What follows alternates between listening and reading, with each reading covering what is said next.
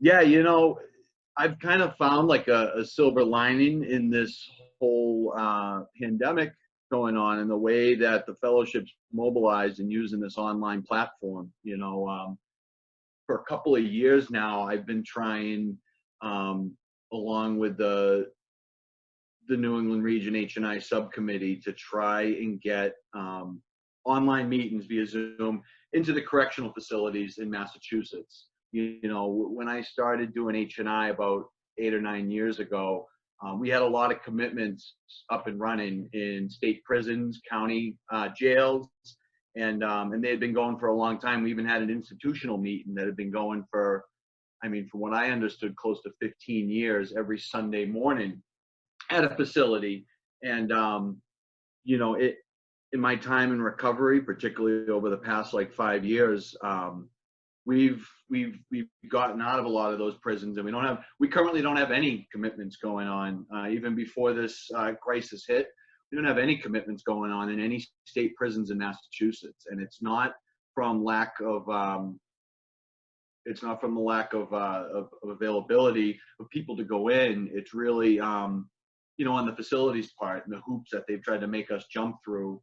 And, even going through and jumping through those hoops, we've spent like close to 2 years doing PR presentations and PR HNI presentations and all this work, and going through an 8-hour orientation with the facility with a couple of members to go in and get clearance, just to have the superintendent of the facility get fired, to have a new superintendent come in and tell everybody, well, we're going to switch things up entirely, and it's frustrating. It's really frustrating. For me in particular, I've sat through many like orientations with at different state prison facilities, and like I got to take a day off of work to do that, and I'm happy to do that, but can't help but get like a little frustrated when you put in all this time and effort and you have a passion for doing this stuff, just to for nothing, basically. So for the past couple of years, we've discussed the possibility of trying to get using technology, and getting commitments up into these into the state prisons via Zoom. A lot of the facilities have the capability to do that. It's just a matter of coordination at this point. It's something that I've discussed with members from different parts of the country and the world who have this stuff going and up and running, and it's working great. It's fantastic, and I wish we could get it going. Unfortunately, like the current status is, I've reached out to the volunteer coordinator for the entire state of Massachusetts Department of Corrections, and he hasn't gotten back to me.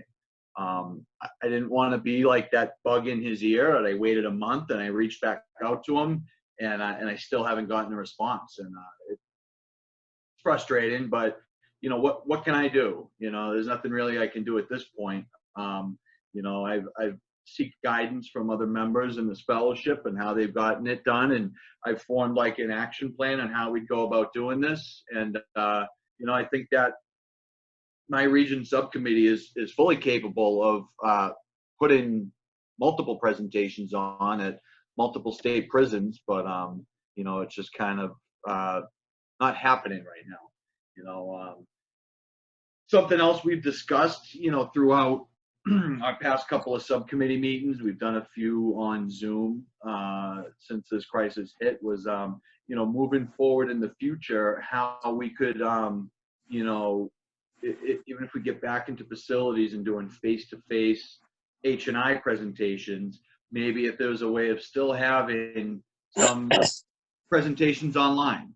I don't think we have any area in the New England region that doesn't have at least one or two, open commitments where they don't have a dedicated panel leader. That commitment either goes unfilled, or they just have random people, filling in for that commitment. And, something that we've discussed is maybe, setting up online panel leaders and giving facilities access to be able to log into, online meetings in addition to face-to-face HNI presentations. It's 2020. Oftentimes in our HNI subcommittees, we've dug out the old HNI handbook that World put out, and I don't have it. It's in my truck, but I think it's like almost 20 years old, if not more. And in there it says that we bring HNI presentations to facilities that don't have regular access to NA meetings. We're all essentially people that don't have access to regular NA meetings, right? Yet, but here we are on this platform, and I think I'll speak for myself at least. I've been attending more meetings in the past 6 weeks than I have for the past couple of years. I think that maybe we've come to a time where addicts in a treatment facility, maybe they don't necessarily have to have restricted access to NA meetings. Maybe we could have dedicated panel leaders on certain nights that would be able to put on an HNI presentation via Zoom for any treatment facility to log into. And ways we've discussed about doing that is it would kind of be a bit of a change in the structure. The way we've become accustomed to having our HNI subcommittees run is you have a panel coordinator maybe for one particular facility or a number of facilities. You have panel leaders that go into a specific facility, maybe the first and third Tuesday of every month, and then you have another one that does the second and fourth Tuesday in that particular facility, or whatever it might be. If we're holding HNI commitments online, things would be a little different. You don't necessarily have to have a dedicated panel leader for one facility on a certain night. I know that in the New England region, there's a couple of areas that have HNI presentations going online, and the way that they've done it is they have a panel leader for Monday night.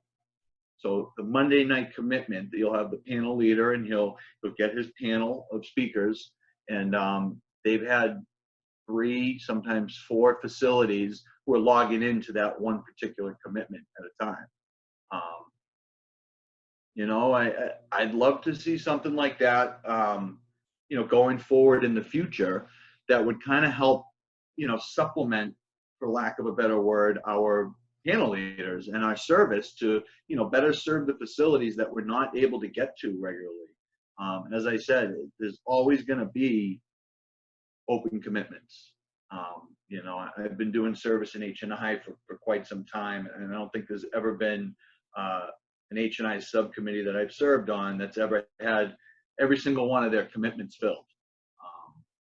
So these are things that we've been trying to look at and discuss, going forward in the future and trying to plan. Especially when, instead of putting all our time and effort into trying to serve state prisons, and really like putting in lots of effort just for it to fall kind of on deaf ears, how can we better plan and better serve the addicts in these facilities? I think that throughout this pandemic, it's definitely been a learning process for a lot of people on this online platform, myself included. This isn't something that I've been used to, but I kind of got thrown into it. I had no other choice. And, I've become pretty comfortable with it, and I have a better idea how it works. And,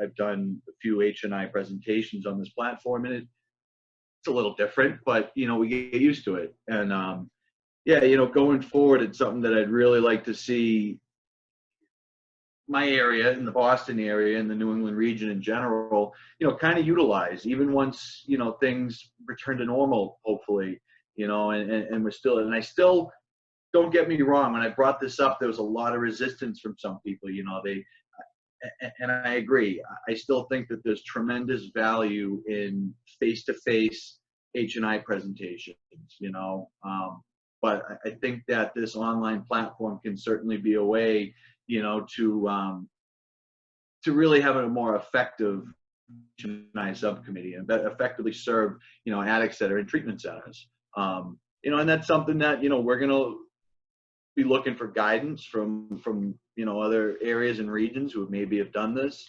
And we're certainly going to give it a shot. Those are the kind of things we've been discussing in the New England region and the HNI subcommittee, how we could better utilize technology to perform service, to fulfill our primary purpose and carrying the message to the addict who still suffers inside institutions. Most of our formats that we read, it says like HNI brings NA presentations to addicts that don't have access to regular NA meetings. It's 2020. I don't think that really applies anymore. I don't see why addicts in treatment centers can't have access to regular NA meetings or presentations. Something that, I discussed with members in my home group here in Boston on Sunday nights. A number of my home group members also serve on the New England Regional Service Committee. And when we discussed this kind of stuff, we brought up the idea of, in the past when we had institutional meetings in correctional facilities, talking long-term correctional facilities with people doing decades in prison, some even life sometimes, there's only so many NA presentations you can give somebody, oftentimes the old panel leader that used to go do the institutional meeting at Bridgewater State Hospital would bring in speakers with 4, 5, 6 years clean, and there would be addicts, prisoners in that prison that had, decades clean. They've sat through presentations. There's only so many you can give them. Something that my home group discussed was maybe having a panel leader on the HNI committee start an online institutional meeting in a long-term correctional facility, right? And with our group conscience from our home group, bring in a laptop possibly into our home group and zooming into the prison. Again, all our attempts to reach out to the correctional facilities have kind of fallen on deaf ears. But, when the time comes that they reach back out to us, or there's a new director of treatment or volunteer coordinator, whoever, we'll be ready with these ideas, and we're ready to do service when we can, So. Thanks, Billy.